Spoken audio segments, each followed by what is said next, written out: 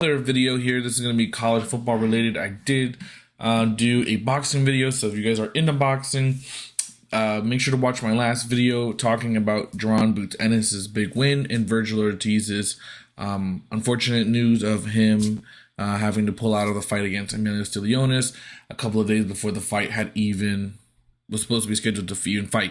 But today we are going to be ranking the college football running backs, so the top 10 here. Honest to God here, this is going to be very, very interesting because I believe there is about 15 to 20 running backs that you could actually put in the top 10. This is about the deepest list, I believe, that you could go down to fight for any one of these. In my honest opinion, I've read this list already. This is courtesy of ESPN. This is not an 100% accurate list. I will tell you which one I would rather have than some of the ones that are on the list. But it is a decent list and one obviously written by a lot of writers that are write about college football. So let's get into it. Here, the number one spot they have is Blake Corum. Obviously, he had a phenomenal year last year. We really can't argue that he didn't have a great year last year. My only caution is I believe Donovan Edwards, and I believe their third string running back is also just as good as Blake Corum. And that's the scary part to me, which says you're not the number one guy. To be a number one guy, you got to be the guy. There can't be competition with you and the backup running back. To me, the backup running back is just as good as an option. Now, I love Blake Corum here in terms of I love his running style. I love his running ability. Do I believe he's the number one? No. He did have a fantastic year. Great amount of rushing touchdowns. He's not a threat in the passing game whatsoever. You saw that with only 80 receiving yards and one receiving touchdown. That is obviously awfully bad for a running back, and that is why he didn't even go into the draft, because I don't think he'd be drafted in the first 3 rounds. So that's the big hiccup with him. Obviously, like I said, his teammate Donovan Edwards is better in the receiving game and is going to likely be drafted higher than he is coming into the NFL draft. But to me, if you scan through this entire list, right? But there is a guy that I love so much, and he is actually, to me, the actual number one back, and that is Quinshon Judkins. 1,567 yards as a freshman for an SEC program. He was phenomenal. He was a 3-star recruit. He was either going to be a Tide or a Tiger, an Auburn or an Alabama recruit. He ends up going to Ole Miss, shocking the world there. Because you know Alabama and Auburn, if they want somebody in the state, they go get him. So the fact that they let him go out of state, go to Ole Miss with Lane Kiffin, and then Lane Kiffin just say, you know what, hey son, you're better than Zach Evans. We're gonna let you start over Zach Evans. Not only that, you're gonna lead this nation in rushing yards this season. Go ahead and do your thing. That is insane. He's an absolute phenomenal running back. I absolutely love his ability. The only thing I'm not a big fan of, he's not very involved in the passing game. Nor, honestly, I don't know how much better he could be in the passing game.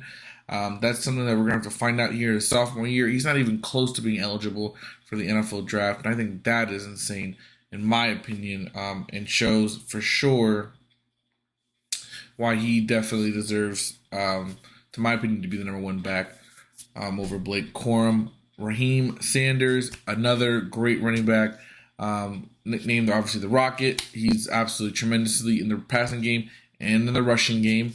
To me, he's a very good back. Obviously, a great SEC back. To be playing in the SEC is to play like no other. But to me personally, I actually think the number 4 guy is the better one here, Nicholas Singleton. He's phenomenal. As a freshman, he had 1,061 rushing yards and 12 touchdowns, 85 receiving yards. By the way, those receiving yards are definitely going to go up this year, and those rushing yards may stay the same. Reason being, he is another guy that deserves to be on this list. It's not on this list that I'm pretty. I don't know why they don't have him on here. And that's Katron Allen. That's the big boy that's behind Nicholas Singleton. Both of them were freshmen for Penn State. Both of them were starting is Nicholas Singleton, and backup was Katron Allen, and they were absolutely phenomenal duo. They absolutely do a great job of rushing the football, as Katron Allen is just a beast of a back. But Nick Singleton's the home run hitter, which is why I love personally Nicholas Singleton. He's the home run hitter. He's the person that you give it to, and you know he can go 80 yards down that field. Where Raheem Sanders, to me, a little bit struggles in that, a little bit struggles on the certain cuttings, where Nick Singleton just has it immediately. He kind of has more of an easy glide, where Raheem Sanders just looks like he's just trying to burn rubber. Hey, that is not a bad thing. He is going to be, like I said, these guys are going to be very good backs here. Obviously, the guy that I was talking about that's going to go ahead of Blake Corum in the NFL draft, and I believe is his true competition even within his own competition, is Donovan Edwards. This dude is amazing. He was the number 4 running back in the 2021 class. He's absolute stud. He does a great job receiving the football and can rush the football, which is why I kind of like him a little more than Blake Corum. Blake Corum's not, like I said, a threat in the passing game, where Donovan Edwards is great at both ends. He is more of the home run hitter than Blake Corum is more of just the banger, but Donovan Edwards is, like I said, an amazing job in the passing game, which is also another feature of why, if you notice, more speedier guys are better in the receiving game, and then powerful guys are good in the run game, but they're usually used up pretty quickly. That is, to me, the reason why I think Donovan Edwards will go higher, and to me, him and Blake Corum should be the back-to-back on that, depending on which one you like more. Obviously, another great Wisconsin running back, as if they didn't need any more. Monty Bull. Who else do we have? Jonathan Taylor. You've had various ones here, and this next one doesn't need any more introduction. That is Braylon Allen. Obviously, the offense is changing, which is scary to me for Braylon Allen, because I don't know how much rushing yards he's going to be able to get under Phil Longo's system.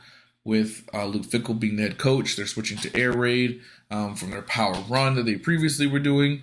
So it's going to be very interesting. I don't know where they're going to go. I'm pretty down on Wisconsin's rushing game, because it looks like they would rather throw the ball a lot more. Obviously, that's what the air raid is kind of really developed around.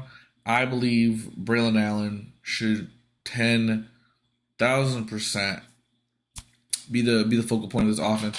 He's the best player in their offense. He's the best player, and probably on their team, likely.